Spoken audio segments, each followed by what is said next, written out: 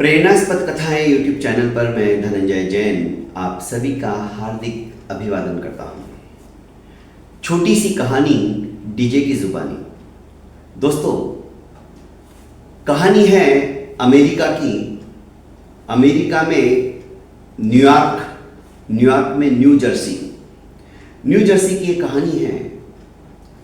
ऑफिसों के बाहर एक हैरी नाम का अत्यंत कृशकाय वृद्ध ऐसे ही बैठा रहता था, चटाई लगाकर वो भीख मांगता था और उसका उदर पोषण जो कुछ दिन भर में इकट्ठा होता था, $10-20, उससे उसका काम चलता था। एक दिन सवेरे से शाम तक हैरी के कटोरे में $1 भी नहीं आया। परेशान हो गया। लगता है आज मुझे कहीं तो भी किसी फुटपाथ के कोने में जाके अपना सर छुपाना पड़ेगा, सोना पड़ेगा। और वहाँ पर तो नींद भी नहीं आती। पुलिस वाले आ गए तो उठा लेंगे, क्योंकि इंडिया में कहीं पे भी कोई सो सकता है, विदेशों में नहीं। उसको बड़ा डर सता रहा था, जबकि बहुत सारे ऑफिस थे वहाँ पे और ऑफिस में आने जाने वाले। आज के दिन उसकी तरफ किसी का ध्यान ही नहीं था, क्योंकि उसने अपनी छोटी सी चटाई बिछा दी थी और अपना कटोरा वहां पर रख दिया था और खुद बैठा हुआ था। बड़ी कातर नजरों से आने जाने वालों की तरफ देख रहा था, पर लोगों की नजर उसकी तरफ जा ही नहीं रही थी। अचानक मध्याह्न के समय अपने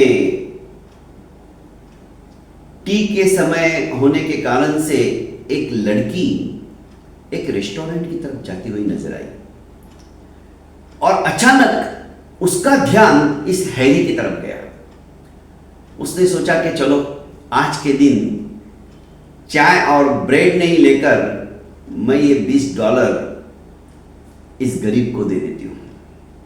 वो उसके सन्निकट आई और उसने अपने जेब में हाथ डाला और $20 निकाल के उसके कटोरे में डाला। कटोरे में डालकर वो बिना चाय पिए ही वापस अपने ऑफिस में आके बैठ गई। पर जाने से पहले इन दोनों के बीच में छोटा सा संवाद हुआ, क्योंकि हैरी ने अपनी जिंदगी में एक साथ $20 किसी को डालते हुए देखा ही नहीं था।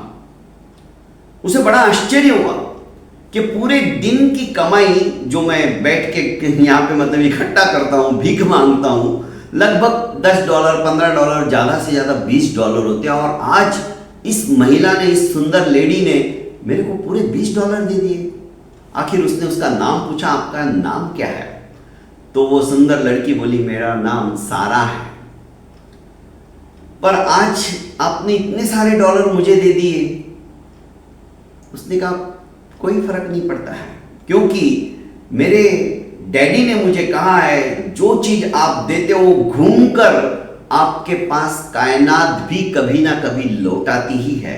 इसलिए अच्छी चीजें देते जाओ और भूल जाओ।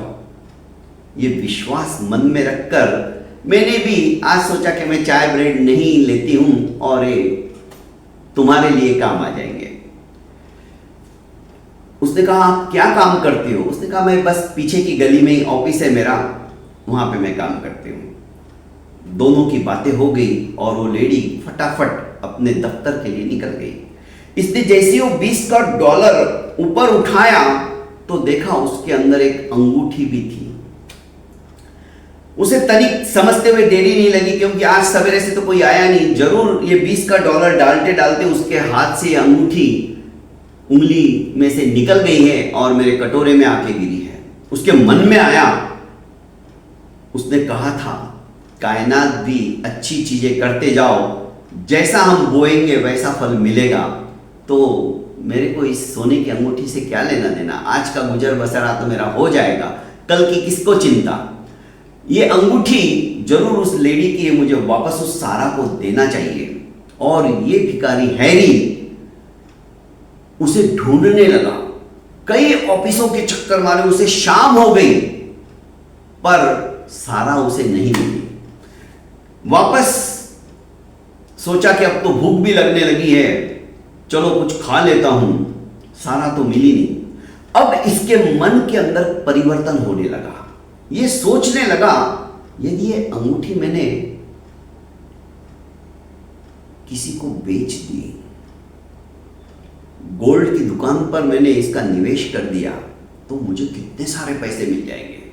कम से कम 2-4 महीने तो मेरे को फुटपाथ के ऊपर भीख भी नहीं मांगनी पड़ेगी। मन में लालच आया, अपने सपने सजोने लगा कि वाह कितना मजा आ जाएगा,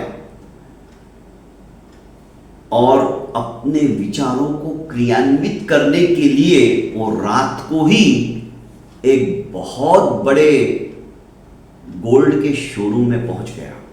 उसने वो अंगूठी बताई तो शोरूम के मालिक ने कहा, इसके मैं $4000 दूंगा।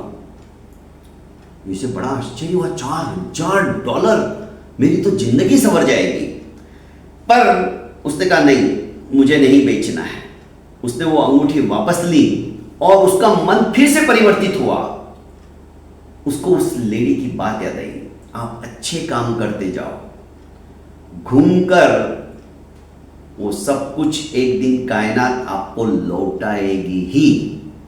चाहे अच्छे हो या बुरे हो, तो क्यों नहीं मैं अच्छा काम करूं। उस लेडी ने तो मेरे पे तरस खा के, मेरे पे दया लाके, दया भाव बता के चाय और ब्रेड नहीं खाकर मेरे लिए $20 दे दिए। तो भला ये अंगूठी मैं बेच नहीं सकता और इस पैसे से मैं ऐश नहीं कर सकता। दूसरे दिन अचानक उसे याद आया कि उस लेडी ने कहा था कि मैं पीछे की गली में, मेरा ऑफिस है, मैं वहां काम करती हूं। वो ढूंढते ढूंढते पीछे की गली में भी कम से कम 15-20 ऑफिसेस थे। अंत का ऑफिस, लास्ट का जो ऑफिस था वो उसका था। वो वहां पहुंचा। हैरी को देखते ही सारा बोली, मैं तुम्हारी क्या सेवा कर सकती हूं और तुम कैसे आए यहां पर। हैरी ने अंगूठी बताई और कहा कि ये अंगूठी शायद तुम्हारी है। तुमने जब कल $20 का डाला था तो ये अंगूठी तुम्हारे हाथ से गिर गई होगी। सारा उस अंगूठी को देखते ही उसके आंखों से आंसू निकल पड़े और उसने कहा कि तुम कितने नेक इंसान हो। ये अंगूठी मेरे शादी की निशानी की अंगूठी है और मेरी उंगली इतनी ढीली हो गई कि कब गिरी मुझे भी पता नहीं चला और अभी तक मुझे ध्यान नहीं कि मेरी अंगूठी निकल गई है। अपनी खाली उंगली को देखकर वो और जोर से रोने लगी कि तुमने मेरे पति की निशानी मुझे वापस लौटा दी। तुम सचमुच में बहुत अच्छे इंसान हो। सारा की बात सुनकर हैरी के भी आंखों से आंसू निकलने लगे और हैरी वहां से चल पड़ा। सारा के दोस्तों ने जब देखा तो उसने कहा कि तुम एक काम करो, तुम्हारी ये जो हकीकत वाली बात है ना, एक वेबसाइट ओपन करो और उस वेबसाइट के अंदर ये सारी स्टोरी तुम डालो और लोगों से अपील करो कि ऐसे ऐसे हमारे विदेशों में भी मतलब वृद्ध है जिसका कोई सहारा नहीं है, उसके लिए कुछ ना कुछ आप लोग अनुदान दीजिए ताकि इसकी ये रोजमर्रा की जिंदगी आसानी से व्यतीत हो सके।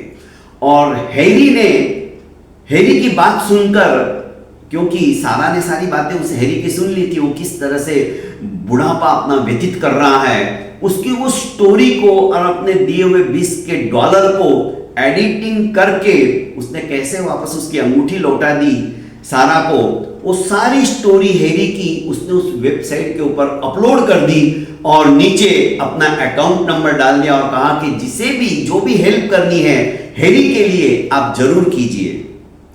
और दोस्तों वो वेबसाइट इतनी वायरल हुई, विदिन 1 महीने के अंदर $1,90,000 हैरी के लिए सारा के अकाउंट में आ गए।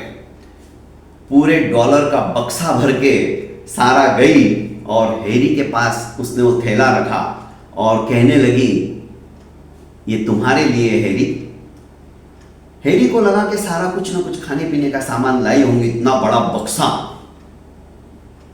पर जब उसने खोला तो उसमें तो ढेरों डॉलर्स।